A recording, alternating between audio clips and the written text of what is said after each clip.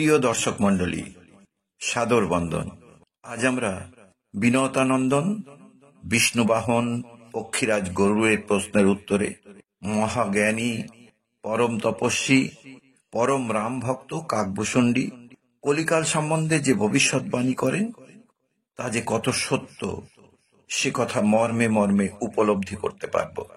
এই পর্বটি শ্রীমদ্ ভাগবত মহাপুরাণ, গরুড় পুরাণ, স্কন্ধ পুরাণ, ব্রহ্মবৈবর্ত পুরাণ তথা গোস্বামী তুলসীদাসকৃত রামচরিত মানসের উত্তরকাণ্ড থেকে সংগৃহীত। প্রসঙ্গত স্মরণ করিয়ে দেই মহর্ষি কাকভূষণ্ডীর কথা, যিনি প্রথম জীবনে অযোধ্যায় এক শূদ্রকুলে জন্ম নেন। রোগে পিতামাতার মৃত্যুর পর অন্যের অভাবে অযোধ্যা ত্যাগ করে উজ্জয়িনী যান। একান্ত শিব ভক্ত এই কাকভূষণ্ডী শিব ব্যতীত অন্য কোনো দেবদেবীকে সম্মান জানাত না।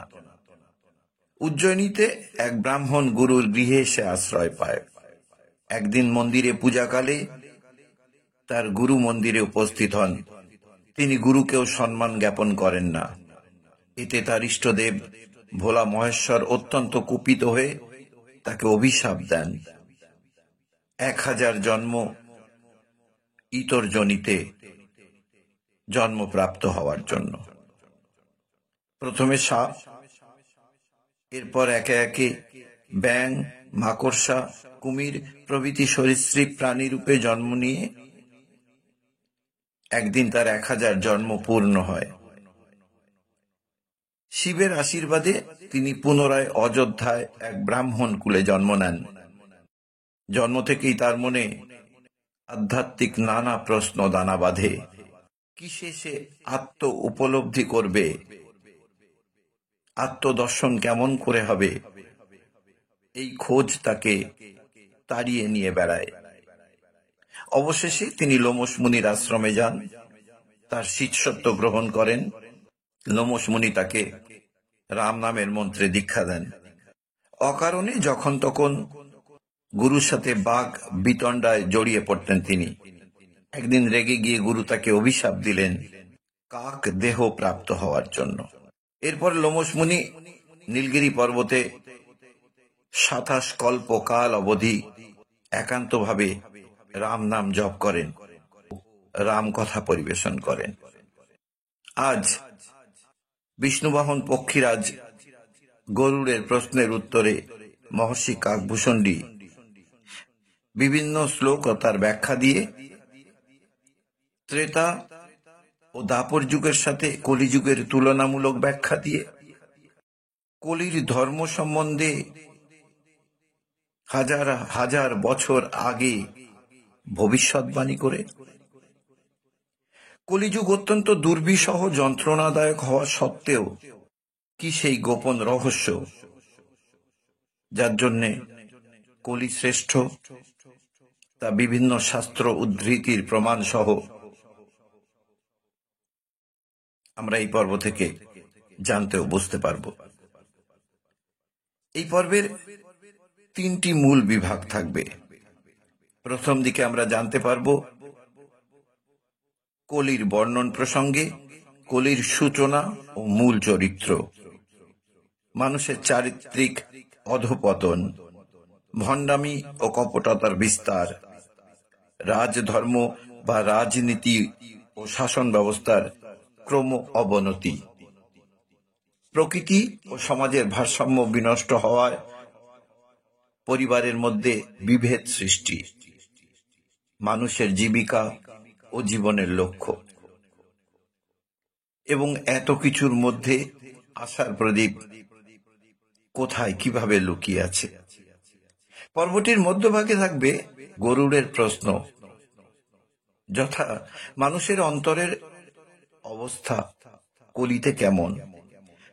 মন দিয়ে শুনলে বুঝতে পারবো আমরা কতখানি দূরদৃষ্টি না থাকলে বা কতখানি আধ্যাত্মিক শক্তি সম্পন্ন না হলে এহেন সঠিক অবস্থা ব্যক্ত করা যায় না। আমরা মধ্যভাগে এও জানব যে শাসন ও রাজনীতির অধঃপতনের ফল কত ভয়ানক রূপ নিয়েছে। পারিবারিক বন্ধন ও স্নেহ ক্ষয়ের ফল কি? সাধুগণের কপটতা, সামাজিক সম্পর্কের বিচ্ছিন্নতা, ব্যবসা বাণিজ্য জীবিকার হানি তথা বিধবা বালক বৃদ্ধের শোচনীয় পরিণতির কথা, প্রাকৃতিক বিপর্যয় তথা দুর্যোগের কথা। জানব কলির সেই গোপন মহিমা, যার দ্বারা নিকৃষ্ট হয়েও সেরার মুকুট মাথায় পরার সৌভাগ্য পেয়েছে এই কলি। অন্তিম অংশে থাকবে ভাগবত পুরাণ তথা রামচরিত মানস থেকে শ্লোক, দোহা ও তার সহজ সরল ব্যাখ্যা। এখানেই আমরা কলির সাথে ত্রেতা ও দাপরের তুলনামূলক ব্যাখ্যা দেখব, যেখানে থাকবে ধর্ম, চারিত্রিক বৈশিষ্ট্য, আচরণ, রাজনীতি ও সমাজ এবং এর হাত থেকে মুক্তির উপায় তথা 4 যুগের ধর্ম সম্বন্ধীয় উপদেশ। ভাগবতের শ্লোক দ্বারা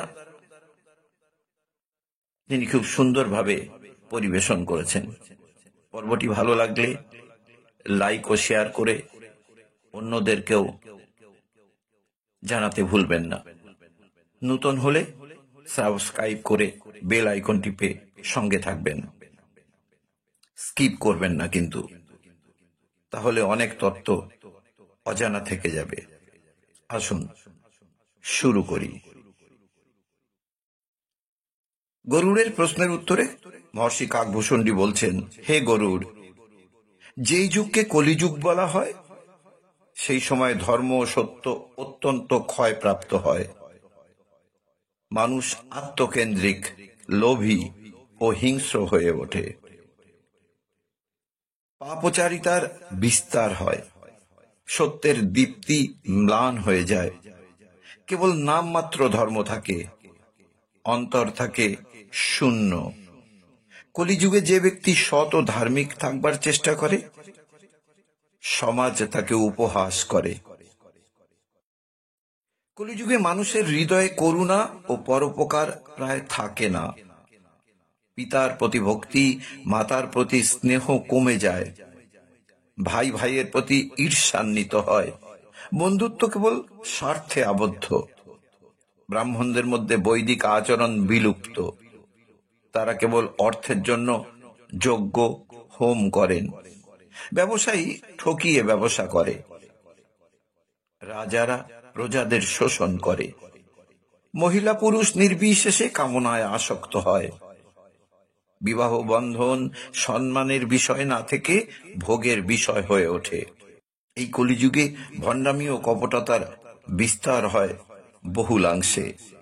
হে পক্ষীরাজ, কলিযুগের আরেকটি ভয়াবহ দিক হল ভণ্ড সাধুদের প্রাধান্য। ভণ্ড গুরু, লোভী ব্রাহ্মণ নানা প্রলোভন দিয়ে মানুষকে প্রতারিত করে। ধর্মীয় অনুষ্ঠানেও মানুষ ফলের আশায় অংশ নেয়। ভক্তি নিঃস্বার্থ থাকে না। মানুষ নিজের অপকর্ম আড়াল করতে নানা তর্ক খাড়া করে। পরনিন্দা, দম্ভ, ক্রোধ মানুষের প্রিয় হয়ে ওঠে। রাজারা ন্যায় বিচারের পরিবর্তে অর্থ ও ভোগকে প্রাধান্য দেয়। দুর্বল প্রজার প্রতি কোনো মমতা থাকে না। কর বাড়িয়ে প্রজাকে নিঃস্ব করে। সুসাহিত্য, সঙ্গীত, শিক্ষা সবই অবহেলিত হয়। ধর্মের হানি হলে প্রকৃতিও বিপর্যস্ত হয়। অনাবৃষ্টি, দুর্ভিক্ষ, মহামারী বারবার আঘাত হানে। মানুষ ভোগ বিলাসে এমন ভাবে ডুবে যায় যে প্রকৃতির প্রতি কোনো শ্রদ্ধা রাখে না। জীবজন্তু পর্যন্ত নিরাপদ নয়। কলিযুগে স্বামী স্ত্রীর মধ্যে বিশ্বস্ততা ক্ষীণ হয়ে যায়। সন্তান অবাধ্য হয়। পরিবার ভেঙে যায়। সমাজে কারোর প্রতি কারোর দয়া থাকে না। সবকিছুর মূল হয়ে দাঁড়ায় আমি আর আমার। মানুষ জীবিকাকে সর্বস্ব মনে করে। ধর্ম, নৈতিকতা ও ভক্তির স্থান হয় অন্তিম প্রান্তে। যিনি অর্থ, ক্ষমতা, ভোগে প্রভাবশালী, তিনি শ্রদ্ধার পাত্র হয়ে ওঠেন। হে গরুড়, এত সব অন্ধকারের মধ্যেও কলিযুগে এক বিশেষ গুণ আছে, যে কেবল একবারও ভগবানের নাম উচ্চারণ করে তার পুণ্য অনেক গুণ বৃদ্ধি পায়। ত্রেতা বা দাপর যুগে যা কঠোর তপস্যায় অর্জন করতে হতো, কলিযুগে সহজ ভক্তিতেই তা লাভ হয়। ভগবান শ্রীহরির নামই কলিযুগের একমাত্র আশ্রয়। শ্রীনামের মাহাত্ম্য কলিযুগের সীমাহীন। সৎসঙ্গ, সদাচার, সৎকর্ম ও ভক্তি যিনি রাখেন, তিনি এ যুগের অন্ধকারে দীপ জ্বালিয়ে রাখেন। হে গরুড়, কলিযুগে পাপ ও ভ্রষ্টতা চরমে পৌঁছাবে, কিন্তু নাম স্মরণে সহজেই মুক্তি পাওয়া সম্ভব। এই যুগে নরনারী যে ভক্তিভাবে রাম নাম বা হরিনাম জপ করে, তার চেয়ে ধন্য আর কেউ নেই। তাই হে পক্ষীরাজ, সৎপুরুষদের সান্নিধ্যে থেকে নাম স্মরণে রত হও, এটাই কলিযুগে পরম উপায়। গরুর প্রশ্ন করেন, হে মহাত্মা, কলিযুগে মানুষ কিভাবে জীবন যাপন করবে? ধর্ম, আচার, ভক্তি সবই কি ধ্বংস হয়ে যাবে? তখন সমাজের রূপ কেমন হবে? উত্তরে কাকভূষণ্ডী বললেন, প্রথমে আমি তোমায় মানুষের অন্তরের অবস্থার কথা বলছি। কলিযুগে মানুষের মন খুব অস্থির হয়ে যাবে, লোভের আগুনে হৃদয় দগ্ধ হবে, মানুষের অন্তরে অহংকার ও কামনার প্রাবল্য হবে, সত্যকে কেউ মানতে চাইবে না। যিনি শুদ্ধ সত্যনিষ্ঠ, তাকেই সমাজে তুচ্ছ ভাবা হবে। মানুষের মধ্যে পরের সুখের জন্য সামান্য মমতা থাকবে না, সৎকর্ম করবে লোক দেখানোর জন্য। কাকভূষণ্ডী বলেন, কলিযুগে মানুষ সৎকে মূর্খ বলবে আর অসৎকে বুদ্ধিমান বলবে। শাসক ও রাজনীতির অধপতনের ফলে রাজারা হবেন অত্যাচারী, প্রজাদের উপর অন্যায় কর বসানো হবে, ন্যায় বিচারের পরিবর্তে ঘুষ সুবিধার বিনিময়ে রায় হবে, দুর্বলের উপর অত্যাচার হবে, যে বেশি অর্থ দেবে তার কথাই শোনা হবে। রাজা হবে স্বার্থপর, তারা প্রজাকে দুধ দেওয়া গাভী ভেবে শোষণ করবে। ব্রাহ্মণ ও আচার উপচারের অবনতির ফলে ব্রাহ্মণরা বেদপাঠ ও যজ্ঞের নিয়ম ভুলে যাবে, গৃহস্থদের কাছে ভিক্ষা নয় দাবি করে অর্থ নেবে, যজ্ঞ পূজা সবই অর্থের লোভে হবে, ধর্মীয় আচার লোক দেখানো হবে, পরিবারের বন্ধন ও স্নেহের ক্ষয়, এর ফলে পিতামাতার সেবা করা লজ্জার বলে মনে হবে, সন্তান হবে অবাধ্য, ভাই ভাইয়ের মধ্যে ক্রোধ ও লোভ জন্ম নেবে, স্ত্রী পুরুষে বিশ্বস্ততা থাকবে না, সংসার শুধু ভোগের কেন্দ্র হবে, মধুর বাক্য থাকবে মুখে, অন্তরে থাকবে বিষ, সাধু সন্তদের মধ্যে কপটতা দেখা দেবে, ভণ্ড সাধু সেজে লোকে অর্থ হাতাবে, তপস্যার ছদ্মবেশে লোকপ্রিয়তা চাইবে, প্রকৃত সৎসঙ্গের অভাব হবে, যোগ্য গুরু অত্যন্ত দুর্লভ হবে, সামাজিক সম্পর্কের ভঙ্গুরতার ফলে প্রতিবেশী বন্ধুদের মধ্যে ঈর্ষা জন্মাবে, নিন্দা হবে মানুষের রুচি, পরের দুঃখে মানুষ হাসবে, লোভকে পুণ্য মনে করবে। কাকভূষণ্ডী বলেন, যে বেশি সম্পদ লুটবে মানুষ তাকেই সম্মান করবে, ব্যবসা বাণিজ্য ও জীবিকার হানি ঘটবে, ব্যবসায়ী ঠকিয়ে লাভ করবে, ওজন ও মাপে দুর্নীতি হবে, ঋণ নিয়ে শোধ করবে না, অন্যের পরিশ্রমকে ন্যায্য দাম দেবে না, বিধবা স্ত্রী, নারী ও বালক বৃদ্ধের দুর্দশা, নারীর প্রতি সম্মান থাকবে না, বিধবা দুস্থদের করুণ দশা হবে, শিশু বৃদ্ধ কেউ নিরাপদ নয়, প্রকৃতির প্রতিক্রিয়া ও দুর্যোগ, অনাবৃষ্টি হবে, শস্যনাশ, দুর্ভিক্ষ, মহামারী জন্ম নেবে, ভূমিকম্প ও অধিক তাপের ফলে ধ্বংস হবে গ্রাম শহর, এগুলোর মূলে মানুষের পাপ ও প্রকৃতির অপমান থাকবে, শাস্ত্র পড়া হবে অভিজাততার ঢং, জ্ঞানের অপমান হবে, মূর্খরা রাজা হবে, গুরু হবে, সত্য জ্ঞান হারিয়ে যাবে। তবু কলিযুগের গোপন মহিমা। কাকভূষণ্ডী বললেন, যদিও কলিযুগে পাপের আধিপত্য, তবুও ভগবত নামের মাহাত্ম্য অসীম। যে অল্প ভক্তি নিয়েও রাম নাম জপ করবে, সে ত্রেতা যুগের হাজার যজ্ঞের ফল পাবে। যে অন্তর থেকে হরি রাম কৃষ্ণ নাম স্মরণ করবে, তার পাপ ভস্ম হবে। যে সৎসঙ্গ করবে, তার কল্যাণ অনিবার্য। এই কারণেই কলিযুগকে বিরাট দুর্যোগের যুগ বলা হলেও অন্যদিকে কলিযুগ সহজ মুক্তির যুগ বলা হয়। শেষে তিনি গরুড়কে বললেন, হে গরুড়, কলিযুগের সৎকর্ম ও সত্যনিষ্ঠা দুষ্কর হবে, কিন্তু পরম আশ্রয় ভগবান, সদ্গুরু ও সৎসঙ্গের স্মরণ, নাম স্মরণ, এগুলোই কলিযুগের সহজে মোক্ষদায়ক।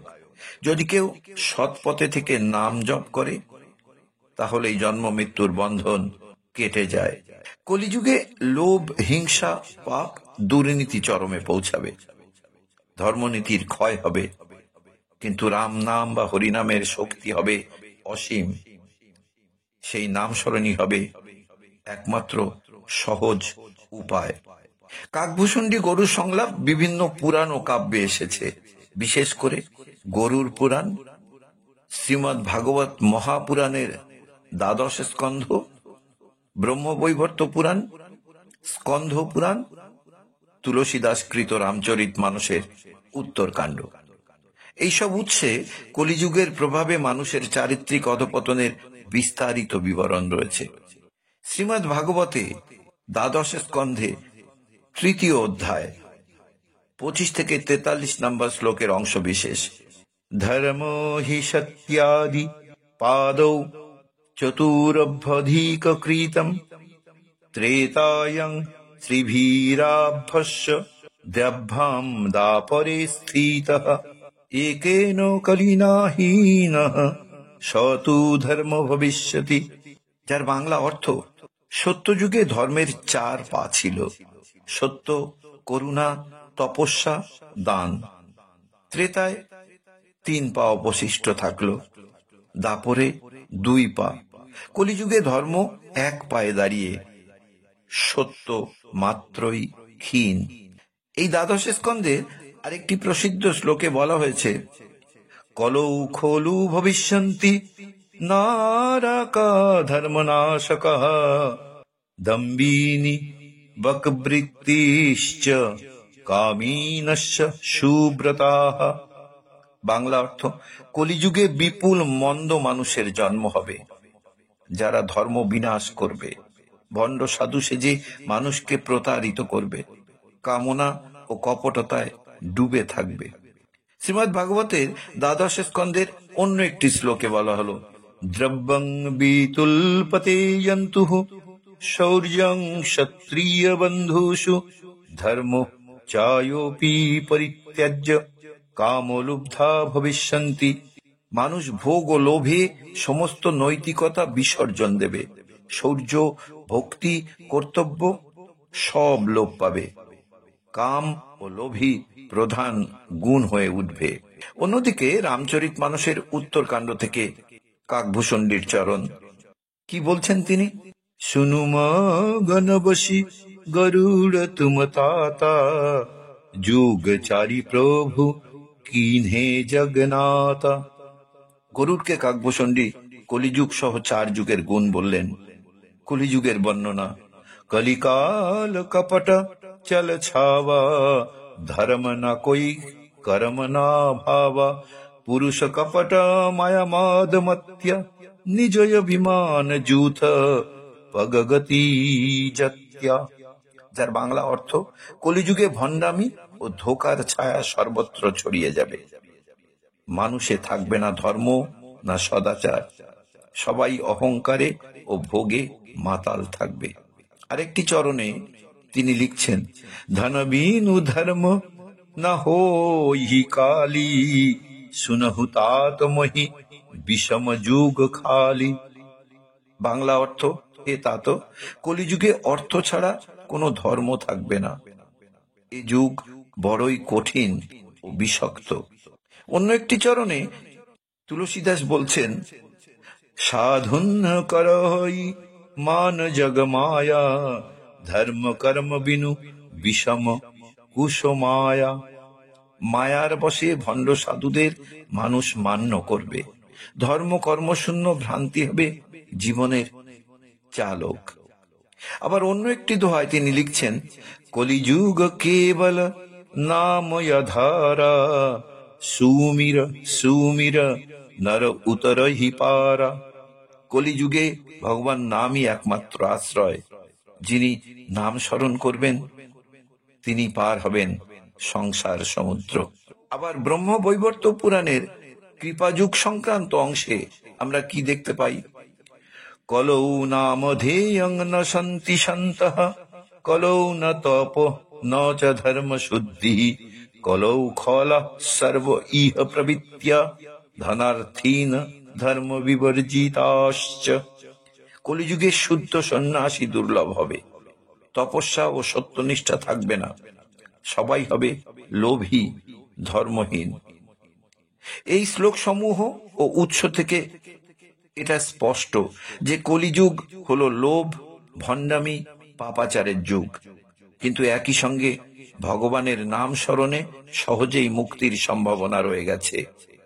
কলিযুগ সম্পর্কে কাকভূষণ্ডীর বাণী সারতত্ত্বে কথা বলে, যুগের অন্ধকারে রামের নামই একমাত্র দীপ, যুগের অন্ধকারে কৃষ্ণ নামই একমাত্র সম্বল। এবার 3 যুগের তুলনামূলক চিত্র আপনাদের সামনে তুলে ধরার চেষ্টা করছি। ত্রেতা যুগ, ধর্মের অবস্থা। ত্রেতায় ধর্মের 3টি পা অটল থাকে: সত্য, দয়া, তপস্যা। মানুষের চারিত্রিক বৈশিষ্ট্য: মানুষ সাধনমুখী, যজ্ঞ, হোম ও তপস্যা করে। প্রায় সবার জীবনযাত্রা ধর্মনিষ্ঠ। রাজারা সত্য, ন্যায় ও সুশাসনের প্রতীক। ক্ষুদ্র মাত্রায় পাপ থাকে। ঋষি, মুনি ও গৃহস্থের মধ্যে সুসম্পর্ক বজায় ছিল। শৌর্য, বীর্যকে শ্রদ্ধা করা হতো। সমাজে শৃঙ্খলা বজায় ছিল। ধর্ম, যজ্ঞ, হোম ও বৈদিক কৃত্য। ভগবান রামচন্দ্রের জন্ম ত্রেতা যুগে। রামচরিত মানসের রামরাজ্য ত্রেতার শ্রেষ্ঠ উদাহরণ। এবার আসি দাপর যুগের কথায়। দাপর যুগে ধর্মের অবস্থা: ধর্ম 2 পায়ে দাঁড়িয়ে। সত্য ও দয়া কমে যায়, ধর্ম কিছুটা ক্ষীণ হয়। মানুষের চারিত্রিক বৈশিষ্ট্য: পুণ্য ও পাপ মিশ্রিত। শৌর্য ও ভক্তির সমন্বয়। কাম, ক্রোধ, লোভের কিছু অংশে বৃদ্ধি। অধর্মের প্রবণতা মাথাচাড়া দিয়ে ওঠে। রাজারা ভাতৃহত্যা ও লোভে জড়ায়। কুরুক্ষেত্রের যুদ্ধ দাপরের উদাহরণ। ধর্ম মন্ত্রোচ্চারণ, মূর্তি পূজা ও তীর্থ সেবায় আবদ্ধ। এবার আসি কলিযুগের কথায়। কলিযুগে ধর্মের অবস্থা: ধর্ম 1 পায়ে দাঁড়িয়ে। ধর্ম সবচেয়ে ক্ষীণ। সত্য ও দয়া প্রায় অদৃশ্য। মানুষ লোভ, দম্ভ ও অসত্য কথায় মত্ত। ভণ্ডামি ও কপটতা সমাজে প্রাধান্য বিস্তার করেছে। কামনা ও বাসনা সীমাহীন। রাজারা অর্থলোভী, শোষণকারী। শাস্ত্রজ্ঞান লুপ্ত প্রায়। ন্যায় বিচারের হানি ঘটেছে কলিকালে। কলিকালে ধর্ম কেবলমাত্র ভগবানের নাম স্মরণ, শ্রীহরির নাম জপই মোক্ষদায়ক। ত্রেতা, দাপর ও কলিযুগ দেখলে শ্রীমদ্ ভগবদ গীতার শ্লোককে না বলে থাকতে পারলাম না। কৃতে যত ধ্যায়তে বিষ্ণু ত্রেতায়ং যজো মখৈ, দাপরে পরিচর্যায়ং কলৌ তৎ হরি সংকীর্তনাৎ। সত্যযুগে ধ্যান, ত্রেতায় যজ্ঞ, দাপরে সেবা পরিচর্যা, কলিযুগে নাম সংকীর্তনেই সিদ্ধি লাভ হয়। অবশেষে কাকভূষণ্ডী বললেন, যুগে যুগে মানুষের ধর্মবোধ ক্ষীণ হয়। কলিযুগে পাপের আধিপত্য, তবু এই যুগে নাম স্মরণ খুব সহজ। তাই রাম, হরি, কৃষ্ণ নাম জপই কলিযুগের পরম আশ্রয়। সুধী ভক্তমণ্ডলী, আজকের পর্ব এ পর্যন্ত। সকলের প্রতি শুভেচ্ছা রইল। সকলে ভালো থাকুন, সুস্থ থাকুন। সবাই মিলে বলুন রাধা রাধা।